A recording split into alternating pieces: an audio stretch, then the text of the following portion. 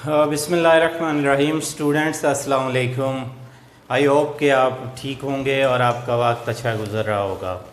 आज के इस लेक्चर में हम 3 से 4 चीज़ें मेन जो इस चैप्टर की हैं डिस्कस करेंगे। पहले तो यह है कि प्रीवियस लेक्चर के अंदर हमारा जो डिस्प्लेसमेंट और वेलोसिटी का कंसेप्ट डिस्कस हुआ और उसमें एक्सेलरेशन हमने डिस्कस नहीं किया था, तो आज हम एक्सेलरेशन को अच्छी तरह से डिस्कस करेंगे। तो आइए टाइम ज़ाय किए बगैर शुरू करते हैं। एक्सेलरेशन क्या होता है? Rate of change of velocity of a body. किसी भी बॉडी की जो rate of change of velocity होती है उसको कहा जाता है एक्सेलरेशन।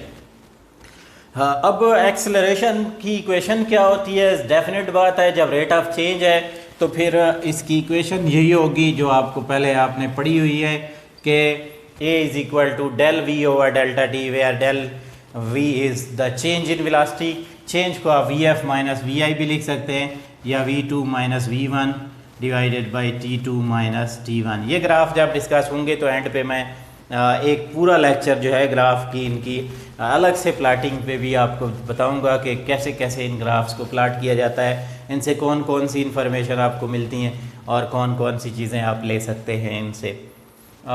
दूसरे नंबर पे इसमें यूनिट्स होते हैं, तो वेलोसिटी के यूनिट्स जो हैं वो मीटर पर सेकंड थे। टाइम का साथ में आ गया सेकंड, तो ms-2 मीटर पर सेकंड।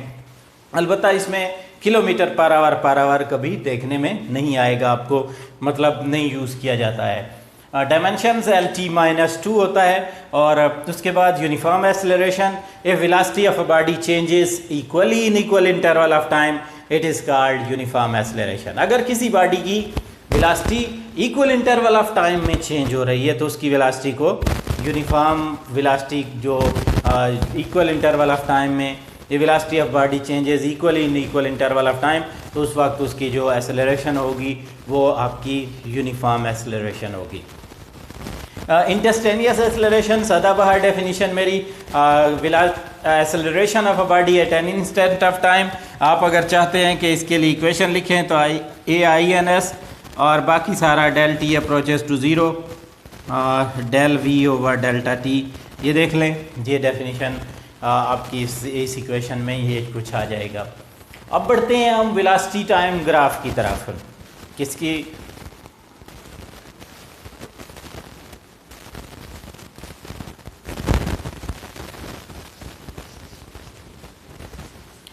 वेलोसिटी टाइम ग्राफ में जाने से पहले, before going to plot a graph, you must know, दो चीज़ें आपको पता होनी चाहिए जो कि वेरिएबल्स भी दो किस्म की होती हैं। एक को डिपेंडेंट कहते हैं और एक को इंडिपेंडेंट कहा जाता है। डिपेंडेंट वेरिएबल वो होती हैं जो दूसरों पे डिपेंड करती हैं, इंडिपेंडेंट वो होती हैं जो दूसरों पे डिपेंड नहीं कर रही होती हैं। तो ग्राफ प्लाटिंग का एक रूल होता है, ज़्यादातर जो मेजॉरिटी केसेस में देखा जाता है वो ये होता है कि आपने हमेशा इंडिपेंडेंट को एक्स एक्सेस पे प्लाट करना होता है और जो डिपेंडेंट होता है उसको आपने हमेशा वाई एक्सेस पे। मोस्टली जो आपके जो ग्राफ प्लाटिंग के केसेस होते हैं उसमें ये प्रोसीजर दोहराया जाता है। अब अगला सवाल जहन में उठता है कि अच्छा, अगर ऐसा किया जा रहा है तो फिर ग्राफ प्लाटिंग में वेलोसिटी टाइम ग्राफ की नेचर क्या होगी, डिस्प्लेसमेंट टाइम या डिस्टेंस टाइम ग्राफ की नेचर क्या होगी। तो आइए उस ग्राफ की तरफ बढ़ते हैं। हम पहले डिस्कस करते हैं distance time graph. In case of distance time graph, when you are going to plot the distance time graph, then you must remember that time is always placed along X axis और displacement जो होता है it is plotted along Y axis. जैसा कि आपको नज़र आ रहा है, मैंने इस एक्सेस पे डिस्प्लेसमेंट रखा है और इस एक्सेस पे टाइम रखा है। अलबत्ता यहाँ पे ये मेरा केस 1 है, 2 है और ये 3 है। आइए बढ़ते हैं। सबसे पहला केस होता है when a body is at rest,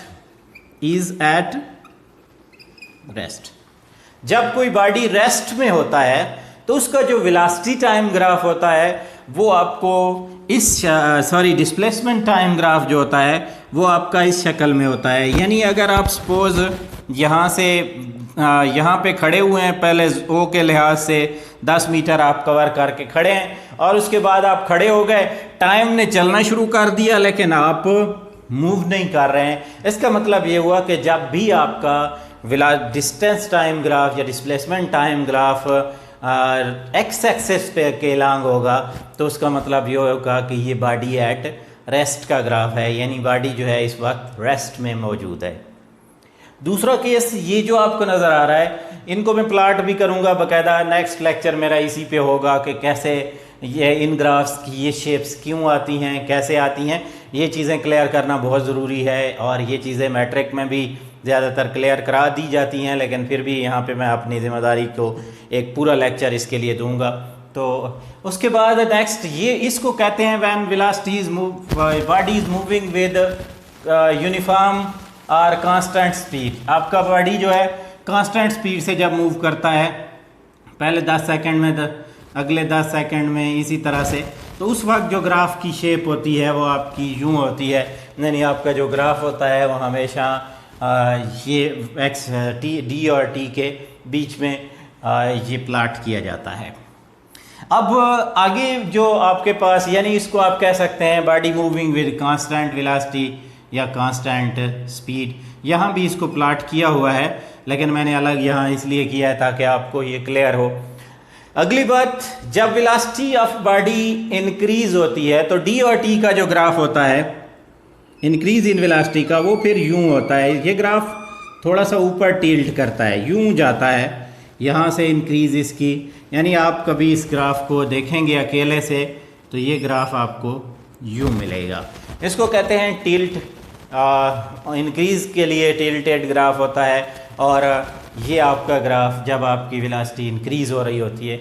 एक और ग्राफ होता है जब आपकी वेलोसिटी डिक्रीज़ होती है तो डी और टी का जो ग्राफ होता है वो यूं होता है, इसको हम यूं प्लाट करते हैं, यानी ये आपको थोड़ा सा यूं टिल्टेड बेंडेड डाउनवर्ड बैंड मिलेगा, और वो जो है वो अपवर्ड की तरफ थोड़ा सा टिल्ट नज़र आएगा। तो ये थे केसेस इसके डी और टी के ग्राफ के। याद रहे कि इनकी वैल्यूज़ लेकर प्लाट करना, मैंने प्लाट करना है इनको, आपने उनको जहन में रखना है, लेकिन ये केसेस आप पढ़ के आइएगा ताकि आपको पता हो कि शेप क्या आ रही है। नेक्स्ट ग्राफ है velocity time graph. Again here time is independent and velocity is dependent. तो पहला केस जो है आपके पास ये जो है आएगा वो आएगा when a body is moving with constant velocity. जब बॉडी कांस्टेंट वेलोसिटी से मूव करता है तो उस वक्त आपका जो वेलोसिटी टाइम ग्राफ होता है वो हॉरिजॉन्टल स्ट्रेट लाइन होता है। Velocity time graph horizontal straight line होता है। कांस्टेंट वेलोसिटी या जिसको आप कहते हैं ज़ीरो एक्सेलरेशन का जो ग्राफ होता है। नेक्स्ट चीज़ इसमें अगर बॉडी आपका इंक्रीजिंग एक्सेलरेशन से मूव कर रहा हो, मतलब वेलोसिटी ऑफ बॉडी इंक्रीज़ हो रही हो, तो उस वक्त वी और टी का जो ग्राफ होता है ये वही है कि उसी शक्ल में टिल्टेड होगा। ये आपका इस शक्ल में टिल्ट होगा और ये ग्राफ आपका इंक्रीज़ को शो कर रहा होगा। इसी तरह अगर एक्सेलरेशन डिक्रीज़ होने जा रहा हो, कुछ ऐसे केसेस बन रहे हो कि वेलोसिटी डिक्रीज़ हो रही है, एक्सेलरेशन डिक्रीज़ हो रहा है, तो उस वक्त आपका जो है ये ग्राफ यूँ होगा। और अगर एक्सेलरेशन कांस्टेंट है, ये कांस्टेंट वेलोसिटी का है, और अगर एक्सेलरेशन कांस्टेंट है तो फिर आपका ग्राफ जो होगा वो मिड पॉइंट पे, यानी ये इंक्रीजिंग है ए के अंदर, ये डिक्रीजिंग है ए के अंदर, और ये कांस्टेंट ए है। जब आपका एक्सेलरेशन कांस्टेंट होगा तो ये केस होगा। आखिरी बात यहाँ पे बताना ज़रूरी है कि आपका ये जो वेलोसिटी टाइम ग्राफ होता है, जब प्लाट करते हैं तो एक्सेलरेशन का एक केस आता है जिसको हम नेगेटिव एक्सेलरेशन या डेसेलरेशन कहते हैं। यानी नेगेटिव एक्सेलरेशन होता है जब आपका एक्सेलरेशन जो है वो आप कह सकते हैं कि नेगेटिव एक्सेलरेशन की वैल्यू आ रही हो, तो उस वक्त इसको डिक्रीज़ को हम लेते हैं। इसमें दो केसेस होते हैं। ये पहला केस, अगर ये प्लाट यूं होता है, यानी ये उल्टा प्लाट किया जाता है, आप ये समझ लें कि ये इस एक्सेस पे, चूँकि हाई से लो की तरफ आता है, पहले वेलोसिटी ज़्यादा होती है एक्सेलरेशन के कंसेप्ट के मुताबिक Vf माइनस Vi/T, तो आपको पता है नेगेटिव आने के लिए इसको कम होना चाहिए, इसको ज़्यादा होना चाहिए। तो उसी हिसाब से यानी इनिशियल वेलोसिटी ज़्यादा होती है और फाइनल जो है वो कमी की तरफ आती है। तो इस वक्त ये केस है, ये है जब कांस्टेंट होगा डेसेलरेशन, ये है जब आपका इंक्रीज़ होगा, और ये होगा जब आपका एक्सेलरेशन जो है वो डिक्रीज़ हो रहा होगा। ये सॉरी हाँ, डिक्रीजिंग इंक्रीजिंग डेसेलरेशन और डिक्रीजिंग डेसेलरेशन। सो ये आपके पास थोड़े से इसके केसेस हैं जो कि आपने इनको एक दफ़ा पढ़ना है डिटेल के साथ, और फिर अगले लेक्चर के अंदर इनको मैं प्लाट करके अलग अलग दिखाऊंगा कि कौन सा ग्राफ किस शेप में होगा, कौन सी वैल्यूज़ के साथ हम इनको ले सकते हैं। Thanks for watching, take care, अल्लाह हाफिज़।